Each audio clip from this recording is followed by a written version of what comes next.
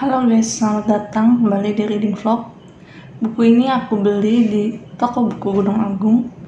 Di episode ini, buku yang akan gue baca berjudul Cinta Paling Rumit, karya Boy Chandra. Cinta Paling Rumit ini merupakan buku ke-13-nya. Gue beli seharga 75.000. Buku ini sejatinya adalah buku kumpulan cerita yang terbit pertama kali pada Januari 2018 yang diterbitkan oleh penerbit Kata Depan dan terdapat 331 halaman.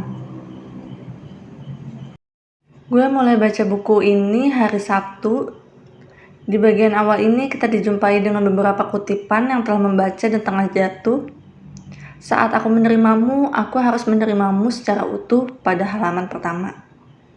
Di bagian ini kita berkenalan dengan tokoh aku. Dalam cerita tersebut memiliki perasaan pada seorang salesman. Si pria telah memiliki pasangan dan gadis itu bernama Molly. Pada akhirnya si pria meninggalkan pasangan yang bernama Molly tersebut demi si tokoh aku. Namun ternyata tokoh aku juga memiliki pria lain di belakang hubungan mereka. Dan juga di kedai kopi cepat saji ibu kota itu, menurut saya cerpen ini sangat indah dan menonjol sekali alurnya.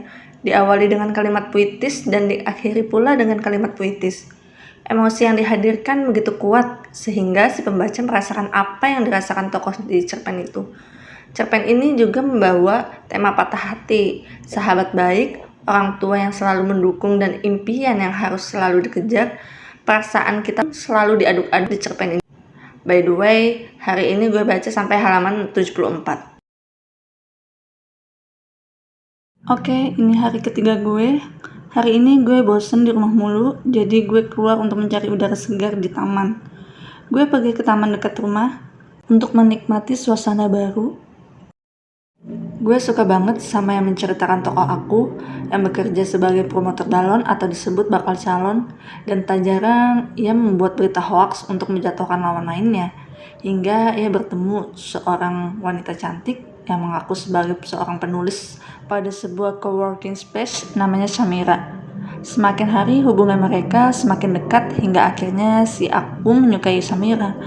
Akhir cerita, Samira menghilang dengan rahasia serta laptop si tokoh aku. Gue baca sampai halaman 132 dan gue mau lanjut ke tempat makan dulu karena sudah mulai lapar perut gue ini. Sambil menunggu pesanan gue datang, gue lanjut baca di bagian ini, menceritakan tentang Madison, yaitu seorang mahasiswa yang berani menentang keburukan yang tengah berlaku pada dunia pendidikan tinggi.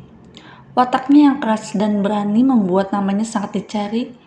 Upayanya dalam membongkar kebusukan para dosen berakhir dengan membunuh asisten rektor dan membakar kampus.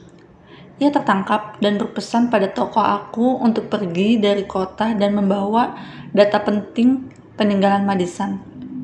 Begitupun cerita yang tak kalah menarik, yaitu tokoh aku dengan Ashiran Munaf telah menjalin hubungan asmara yang lumayan lama.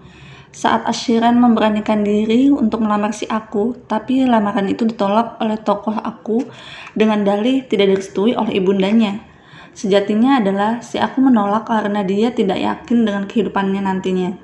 Karena Ashiran Munaf hanyalah bekerja sebagai penulis. Akhir cerita, Ashiran Munaf memilih untuk bunuh diri untuk menghilangkan sakit hatinya. Ia juga meninggalkan sebuah puisi dan video kematiannya sendiri pada tokoh aku. Hari ini gue baca sampai halaman 235. Di bagian akhir ini gue dibuat semakin suka sama jalan ceritanya. Seorang anak bernama Luna yang memiliki kelebihan melihat goib. Ayahnya mengira bahwa Luna telah gila, tetapi selalu disanggah oleh ibunya. Puncaknya adalah kedua orang tuanya bertengkar hebat hingga ibu mengusir ayahnya dan Luna dikurung di kamar. Namun naas, Luna yang terkurung kamar tewas akibat gempa. Ibunya hanya bisa menangis karena sekarang dia hidup sendiri. Yeay! Kedua, hari ini gue udah nyelesain buku ini. Buku ini bisa menemani waktu luang Anda dalam menghalau sepi. Keterkaitan cerita dengan kehidupan nyata yang dikemas begitu menarik untuk dibaca. Alur serta latar yang jelas membuat Anda seolah-olah menjadi tokoh yang diceritakan. Pilihan kata yang dirangkai dengan hati nuraninya akan mampu membuat Anda takjub dan termotivasi. Font hurufnya begitu tepat dan menurut saya itu bagus ya, membuat kita itu menjadi ingin lanjut untuk membacanya gitu. Cerita cinta yang coba disampaikan pada buku ini memang sangatlah penuh dengan pesan moral yang dapat membangkitkan semangat Anda, mulai dari karir, politik, hubungan timbal balik anak orang tua, persahabatan, ketimpangan sosial, mistik, dan tragedi.